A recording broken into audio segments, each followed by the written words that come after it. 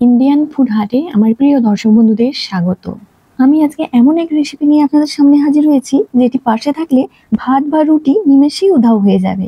আজকের রেসিপি হলো মুসুর ডাল দিয়ে সয়াবিন। চলুন তাহলে দেরি না করে রেসিপিটি শুরু করি। এখন একটি বলে গরম জল নিয়ে ওর মধ্যে 1 কাপ সয়াবিন ভিজিয়ে নিচ্ছি। সয়াবিনটিকে 10 মিনিটের জন্য ভিজিয়ে রেখে দেবো। এরপর একটি বোলের মধ্যে মুসুর ডাল নিয়ে নিচ্ছি 1/2 কাপ। এই ডালটিকে খুব ভালোভাবে জল দিয়ে ধুয়ে নিতে হবে। ডালটিকে খুব ভালোভাবে হাতে চটকে জল পাল্টে পাল্টে 3 থেকে 4 বার ধুয়ে নেবেন। ডালের মধ্যে পানি দিলে যখন দেখবেন পানি পরিষ্কার হয়ে আছে তখন বুঝবেন ডাল ভালোভাবে ধোয়া হয়ে গেছে। ডালটিকে ভালোভাবে ধুয়ে নেওয়ার পর জল দিয়ে আরো আধ ঘন্টার জন্য ভিজিয়ে রেখে দিচ্ছি। এদিকে 10 মিনিট পর সয়াবিনটি খুব ভালোভাবে ফুলে গেছে। এখন সয়াবিনটিকে ভালোভাবে নিংড়ে নিতে হবে। এইভাবে 2 থেকে 3 বার সয়াবিনের জল পাল্টে এগুলোকে নিংড়ে নেবেন।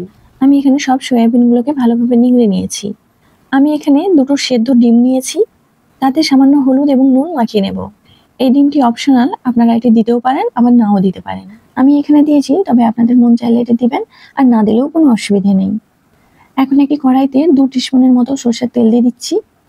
তেল গরম হলে ওর মধ্যে দিয়ে দিচ্ছি সয়াবিন আর দিচ্ছি 1/2 চা চামচের মতো নুন। সয়াবিন ভাজার সময় বেশি তেল দেওয়ার দরকার নেই। এখানে যতই তেল দেওয়া হোক না কেন সয়াবিন সব তেলই টেনে নেবে। তাই এখানে 2 চামচের মতো তেল দিয়ে আমি সয়াবিনটিকে ভেজে তুলে নিচ্ছি। এরপর ডিমটিকেও ভেজে নিতে হবে।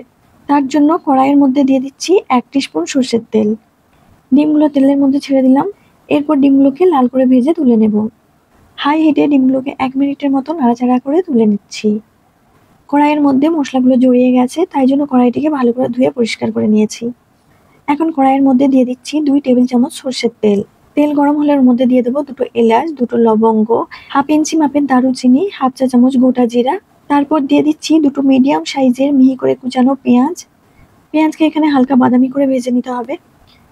পেঁয়াজের রং হালকা বাদামি হয়ে গেলে তখন ওর মধ্যে দিয়ে দেবো 1 চা চামচ ভর্তি আদা রসুন বাটা। লো আঁচে আদা রসুনকে পেঁয়াজের সাথে কিছুক্ষণ নাড়িয়ে নিতে হবে যাতে এর কাঁচা গন্ধ চলে যায়। আদা রসুন কিছুক্ষণ ভেজে নেওয়ার পর ওর মধ্যে দিয়ে দিচ্ছি 1 টিস্পুন হলুদ গুঁড়ো, 1/2 টিস্পুন লঙ্কা গুঁড়ো। ঝালটা আপনারা যে যেমন ঝাল খান সেই অনুযায়ী দেবেন।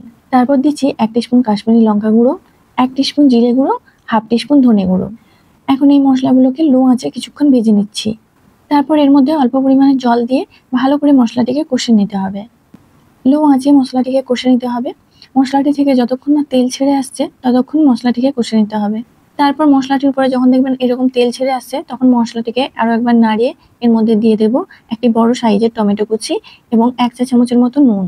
টমেটোর উপরে নুন দিলে টমেটো তাড়াতাড়ি নরম হয়ে যায়, তাই টমেটোর সঙ্গে নুন দিয়ে এভাবে একটু নাড়িয়ে নেবেন। মশলাগুলোর সাথে টমেটো ভালোভাবে মিশিয়ে নেওয়ার পর ওর মধ্যে সামান্য পরিমাণ জল দিয়ে ওকে আরো একবার নাড়িয়ে ঢেকে রেখে দেব লো আঁচে 2 মিনিটের জন্য। এই সময়ের মধ্যে টমেটো নরম হয়ে যাবে। এখন ঢাকা খুলে টমেটোকে আরো একবার নাড়িয়ে নিচ্ছি। তারপর এর মধ্যে দিয়ে দেব শোক করে রাখা সয়াবিনগুলো। সয়াবিনগুলোকে মশলার সাথে খুব ভালোভাবে কষে নিতে হবে। লো টু মিডিয়াম আঁচে সয়াবিনকে প্রায় 4 থেকে 5 মিনিটের মতো কষে নিতে হবে। সয়াবিন খুব ভালোভাবে কষা হয়ে গেলে তখন ওর মধ্যে ডাল দিয়ে আরো কিছুক্ষণ কষে নিতে হবে। আমরা আগে থেকে যে ডালটি ভিজিয়ে রেখেছিলাম এখন আধ ঘন্টা প্রায় হয়ে গেছে। ডালটিও খুব ভালোভাবে ফুলে উঠেছে। ডালটিকে এখন সয়াবিনের উপরে দিয়ে দিচ্ছি। মসুর ডালকে যদি আগে থেকে কিছুক্ষণ ভিজিয়ে রাখা হয় তাহলে ডালটি খুব তাড়াতাড়ি সেদ্ধ হয়ে যায়। এখন সয়াবিনের সাথে ডালটিকে প্রায় 3 থেকে 4 মিনিট কষে নেব। ডাল সয়াবিনটিকে 3-4 মিনিট কষে নেওয়ার পর ওর মধ্যে 2 কাপ গরম জল দিয়ে দিচ্ছি।